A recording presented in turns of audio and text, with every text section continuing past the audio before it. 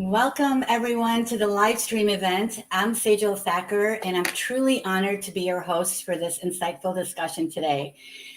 Today, we're going to dive into a topic that resonates with all of us, right? And as we all know, the road to success is often filled with challenges, setbacks, unexpected turns, and how we face these obstacles, what we learn from them, and how we bounce back is a defining aspect of great leadership. And so there's no one better equipped to share knowledge and provide guidance on this topic than our chief nobody, Mark McNally, who has navigated our global team through adversity and challenges since founding Nobody Studios. So Mark, thank you for joining us today.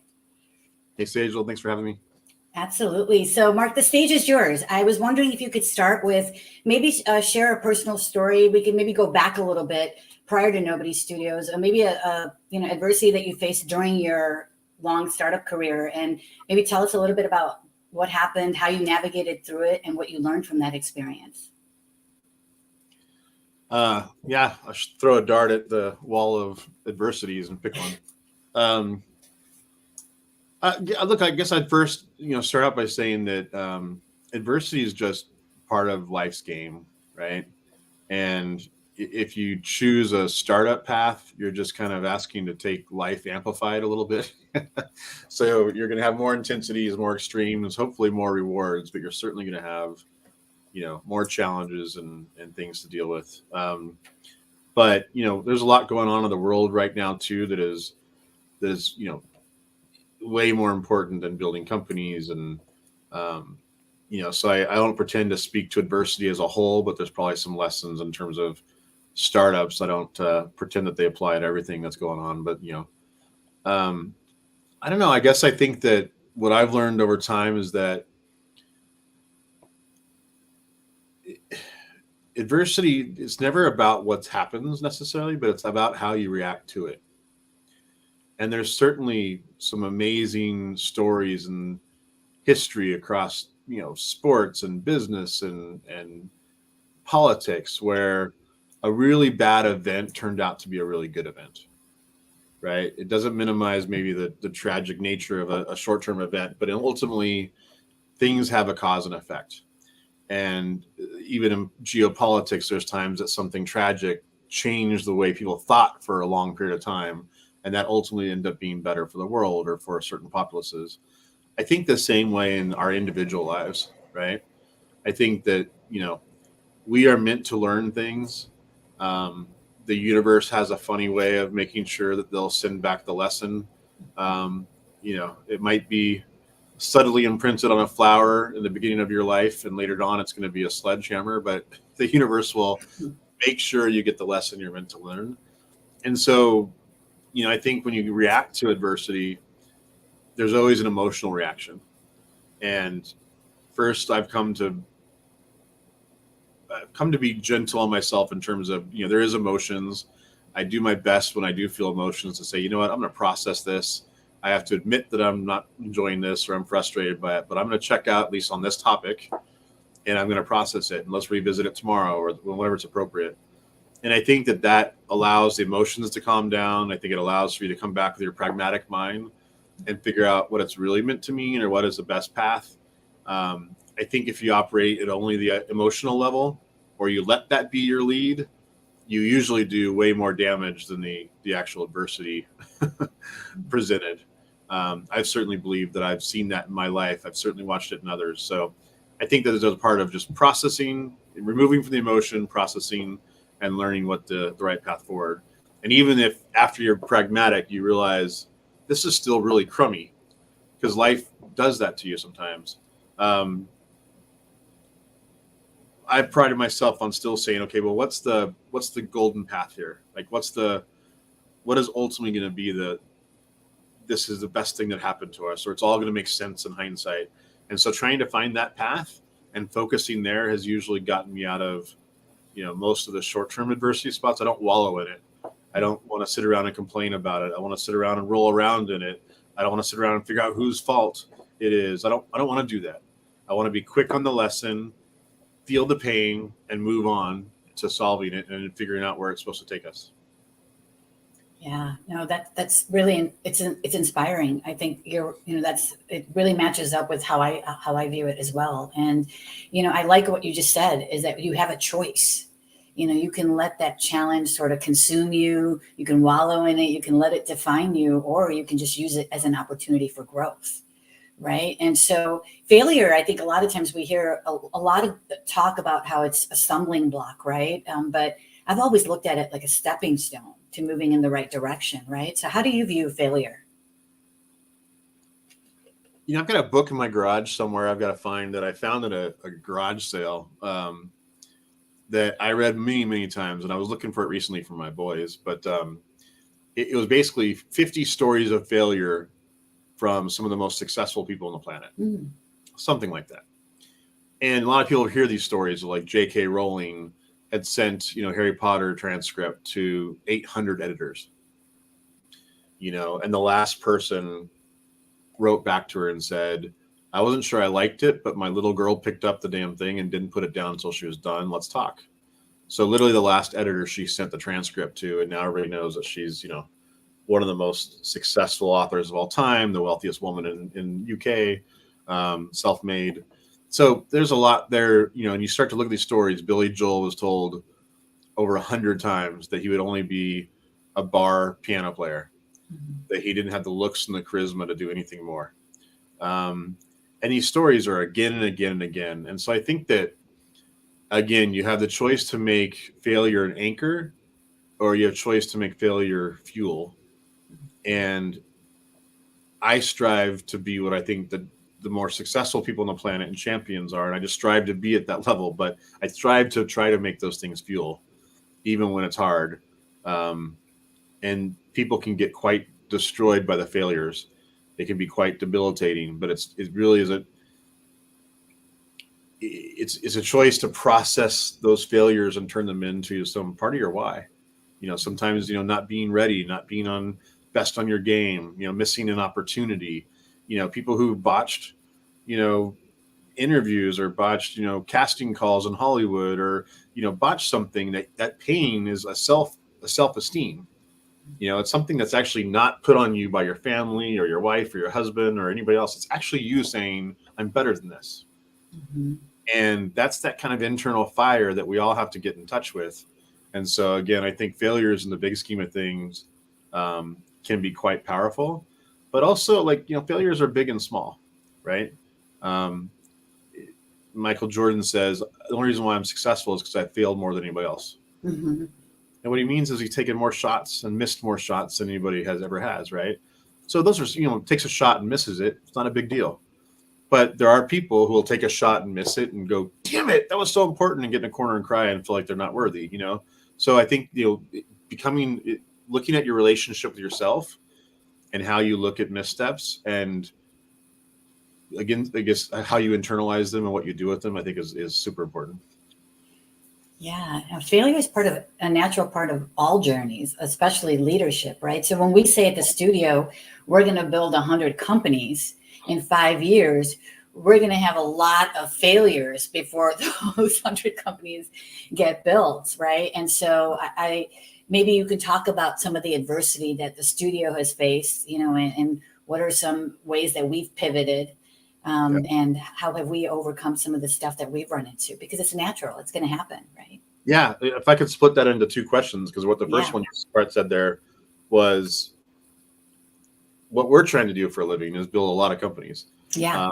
But a lot of successful companies. But that means we're going to have to create a lot of unsuccessful ideas, right? Yeah. And our goal in our process is to experiment often, not overthink things. So if we think something's got some potential, we're excited about, how do you put that in the form of an experiment? How do you put that out in the market? Let people play with it. Next thing you know, they come back with some ideas. I liked this, but I didn't like this, but you're totally missing that. Oh, I hadn't thought of that. Okay, great. If you don't get over married to how something's going to look, and you really embrace a learning mechanism, right? So we're trying to do that here in the studio, which is don't overthink, move fast, learn in the process, build that back in and learn fast, right? So you're constantly learning. There's no failures. And if you want to operate that way, then you have to get people really comfortable with, this might not work out. In fact, it probably won't. Because I'm telling you on the front end, don't overthink it, right? Go the direction you think, stick something out there, learn from it. Because the old way was we lock ourselves in a room and think we're the smartest people in the room. And we'd come up with these master plans that are 10 years long, but it took us a year to build and go out in the market. And then we find out nobody wants it. Like, we're really trying to be the opposite spectrum of that. But I think that there's a lot to be said in life that way, you know? So let me segue that into some of the adversity, right? In the studio. And we certainly had plenty, and I could, talk about a bunch, but one thing that has saved us or been a huge tool for us, and this is when you know your values are right. We talked about core values previously on another episode, Sejal, but one of them is transparency. And there's been many times we get to a spot that it seems really, really tough, maybe unsolvable, or that person wants this and we want that. And, you got emotions wrapped up in it and frustration. And it's like, I can think of almost every time we've had something super tough. Again, we process, let the emotions die, but we come back and we just embrace transparency, and I can think of a company we were able to acquire in the studio not too long ago that is one that we're super excited about. One of our most exciting, faster growing companies. But in that acquisition process, there was a particular founder that was a later stage founder, meaning they weren't the original founder, but still considered a founder team, that decided they weren't so happy with moving forward, right? And it caused a lot of anxiety, a lot of emotions on the entire team. The two core founders wanted to do it. We wanted to do it. But even some of the executive sponsors on our side started backing off, saying, no, this is not feeling right. We just need to move on. And maybe we could have or should have, but we said, before we do, let's just come back to the conversation and have true transparency. And we kind of dropped any facade or any kind of political positioning or any kind of negotiation stance, right? And we just went in as pure, raw human people. And we said, we still think it's good for these reasons. We identified the challenges of being these. We think there's some answers here. Maybe it looks like this, but we don't know. Like, we didn't try to have it all figured out. But here's some things that, we can offer that might make it easier. But these are the things we absolutely can't do, and here's why. And I think that transparency disarmed everybody in the room. And ultimately, we got to a very constructive path, got that transaction done. And we've got a great company in the portfolio and some amazing founders that we're proud of. But anytime I've found us in a tough situation, there's two things that I try to do. I try to go back to what am I vibrating at? Like, what energy where am I coming from? And make sure that I get my energy right so that I'm vibrating the right way. And then transparency will set you free, and I just believe that that's, served us well. So that's a general approach to how we've overcome stuff. But, I can give you some more specifics. Yeah, no. And I've talked to the founder of that company, and just in the conversations I've had, and he says it over and over again, that was a really challenging time, right? Like, it was a lot of long nights and meetings, but everybody came together and rallied as a team and came out even stronger, right? And there was a lot of valuable lessons that were learned. And so I was wondering if you could share some of those lessons. Like, how can we take some of the stuff that we've learned, aside from applying transparency, but are there any lessons that we can, share with the leaders that are listening to this from that experience, and how they might navigate through situations like that? Because every organization, every startup is going to have to deal with situations where you're going to have a founder that's not on board, or there's an unexpected thing that's going to happen. So what were some of the specific lessons you learned out of that experience, Mark? Yeah, I think the way we dealt with it has been something that was fairly early in our journey. Mm-hmm. That if I had to write down the 10 or 12 biggest things we've had to overcome since, I literally can't help the muscle memory to pop into when I'm like, I can't solve this. What am I going to do? I come back to, oh yeah, get your vibration right, lean into transparency. And so that has been something that has continued to work for us. The thing I was going to say when you asked about advice for leaders, we've got a good friend and investor, someone I'm a huge fan of, is Bryce Hoffman, in the studio. And Bryce wrote a book called Red Teaming. And the segue here is, the question is not what do you learn from the mistakes, but how do you actually learn to avoid them in the future, right? And so Bryce and I hit it off because, he's got a big foot, leg, arm, waist into the whole Army special ops military world. And I come from that background earlier in my career. And there's a concept in that world where you do what's called red teaming. And let's just say you have 5 teams to go execute a mission. You put 4 against planning the perfect mission, and you put 1 planning on how it's going to fail. And so we're actually going through something like this right now with the studio that is a fairly consequential thing that's unfortunate, but I'm quite sure it's going to end up for the better in a really strong spot.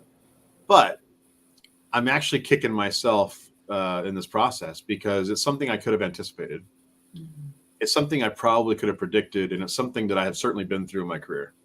Mm-hmm. So this, again, there's different types of things. There's small things, medium things, consequential things. But let's just say you're involved in a consequential decision. This is important. We're betting on this. This is going to happen. Then as a leader, I encourage you to do red teaming, which is put your hat on for an hour, get your executives in a room or ask them to do it separately and say, what could go wrong? This is really important. This comes through for us. Mm-hmm. What could go wrong? How do we mitigate that? Is it something we do contractually? Is it something we do ourselves? Is it something we ask from somebody else? So how do you get ahead of that and mitigate the risk? Mm-hmm. But then you ask yourself, and if that happens, what are we going to wish we had done now? What would be our backup plans, right? And so I would just encourage leaders, if you're making consequential decisions, again, we all do that, but not every day you're doing consequential decisions. Like there's big kind of choices. Then ask yourself, what are the plans? And make sure that you're really ahead of it. And I think that, and I have learned this, and it's something is near and dear to my heart. So I'm kicking myself more than others in this particular situation. But I really could have predicted it, and I could have put in a bunch of things in place that would have made this a much more minor thing. And it is minor in the big schemes, but I'm just saying it's something that we could have avoided. So I think that's a discipline that I'm going to, institute stronger in the studio, but I encourage other people just to think of it. You don't have to over deliberate it, but what could go wrong? How do I plan around it? How do I get ahead of something? I think you'll usually reveal a few things that are smart business. They're good fiduciary kind of thinking. And I think they're just important to avoid bigger bumps in the road. That's so valuable. I mean, that's for all the founders of all the companies that we're going to build, everybody listening out there, and stay proactive, right? Especially like you said, you want to be proactive and anticipate potential challenges and have contingency plans in place. And we always say no plan B, go all into plan A, right? We have that sort of mindset, but I think you're right. You have to scan the horizon for things that might come up, especially for big decisions. And especially when it's things that are, I think, external factors, right? That you have no control over. That's a great and like lesson. I said, I believe in going all in, but it may not be that you're pursuing plan B or C, but you just make sure plan A is more bulletproof, or, there's a lot of things that come out of that thinking, right? So I don't believe you put a lot of energy into secondary options because it does take away from the first one working. Sure. But at least being aware of them, but also even asking yourself, like, but if this doesn't happen, what are we going to do? That helps prepare the whole team psychologically. It might leave other options at least open if you need to go through those doors. It does just change behaviors, even if it's not a full-fledged effort. Yeah. I mean, I remember when we went through the equity crowdfunding campaign, and there were things that were happening that were unanticipated. We had lost some people on the team. There were delays that were out of our control. And I just remember how our team came together, our leadership team, our core team came together and really just hustled during that experience to really navigate through that adversity. And so one of the things that I really wanted to make sure that we talk about is resilience. That's something that we're going to have to get really good at the studio when we have to deal with these kinds of situations, including the one that we're dealing with right now. That's going to be critical quality that we're all going to have to get very comfortable with. And so, Mark, what are some of the strategies that you use for yourself, that have helped you build your resilience after having gone through so many of the challenging situations that we've talked about already? Yeah. Well, and first I would just say, we knew, look, I don't think anything that's happened on the studio is anything I didn't expect, at least. Mm-hmm. Right. And there hasn't been any tragic, consequential, horrible things. It's just, right. You have things that feel like blows, but those blows might last a day or a week. I Sure. truly believe that in every one I can think of, it got us to a better place. Um, and even the one I mentioned earlier is like, it's inconsequential in the big scheme of things, right? It's just something that becomes top of mind, and you ask yourself, what is there to learn? Um, I do believe that if you're not, choose the path that you're on, and be aware that you're on that path, and be sure that you've decided you want to be on that. Like, I expect, adversity for the rest of this journey. I don't think of it as negative. Yeah. To me, it's actually what gets me out of bed. We created a gnarly goal. We know that there's things we can't even imagine we're going to have to solve for. But those things I feel worthy of. I feel this organization's worthy of. And we built the right team to say, cool, this is kind of challenging. How are we going to solve it?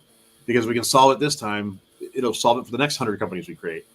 And again, that's just the way I look at it. If people aren't up for that journey that they're on, they might want to change journeys, right?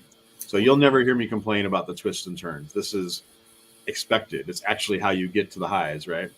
Um, so I certainly don't look at things as debilitating, negative, woe is me, poor me. I tend to smile and get pretty energized by the challenges, because it's rising to the occasion, solving them, navigating is, to me, that is the fun part.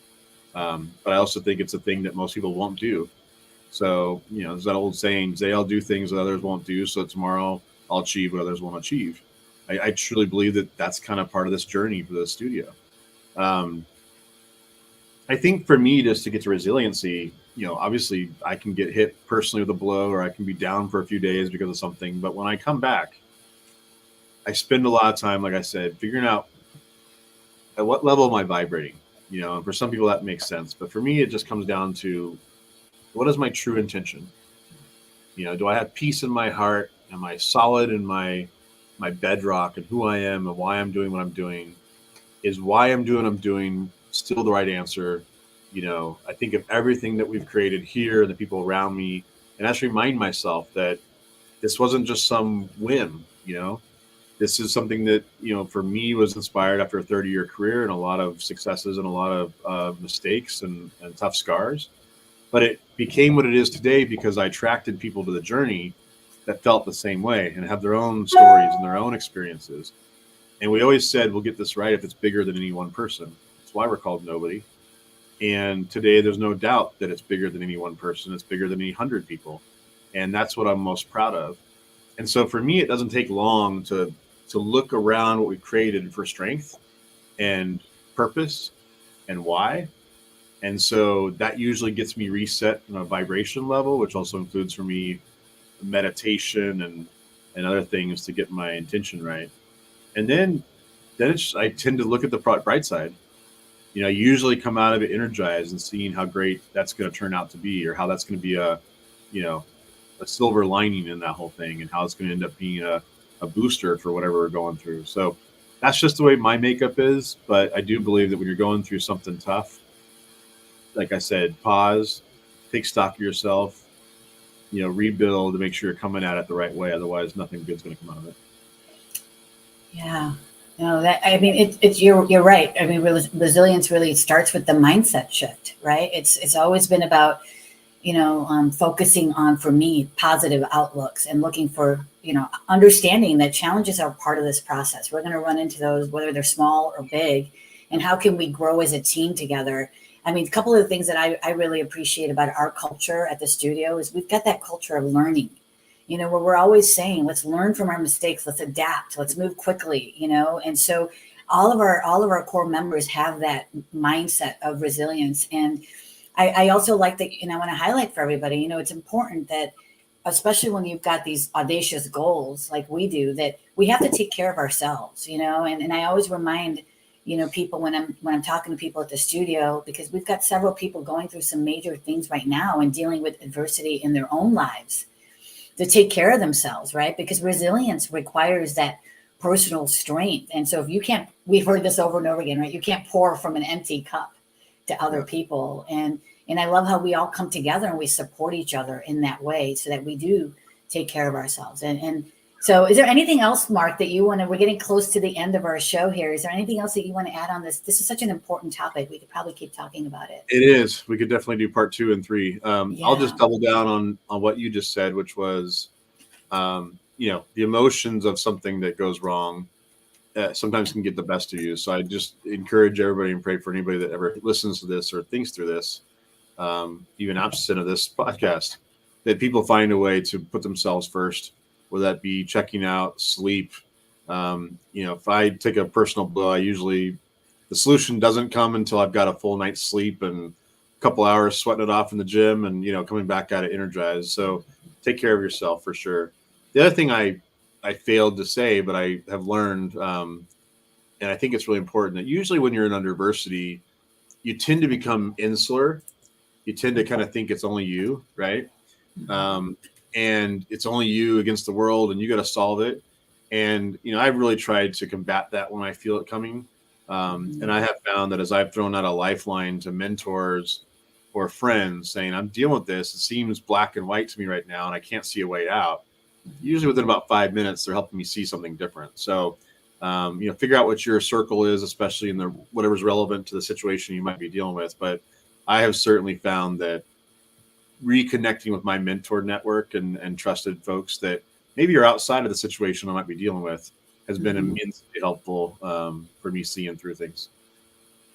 Thank you. Thank you for those valuable insights, Mark. I think that, this discussion has shed so much light on how we can embrace adversity, how we can learn from our challenges or failures and build resilience. And so I wanted to give a shout out to Dave Schultz, who's joining us today. And I love what he just said. Get your vibe right and lean into it. So agreed, Dave. Thank you for being such a huge supporter of what we're doing at the studio. Mark, thank you. We appreciate your leadership and vision at Nobody Studios. Thank you so much. Thanks, Sejal. Bye, everyone. We'll see you next time.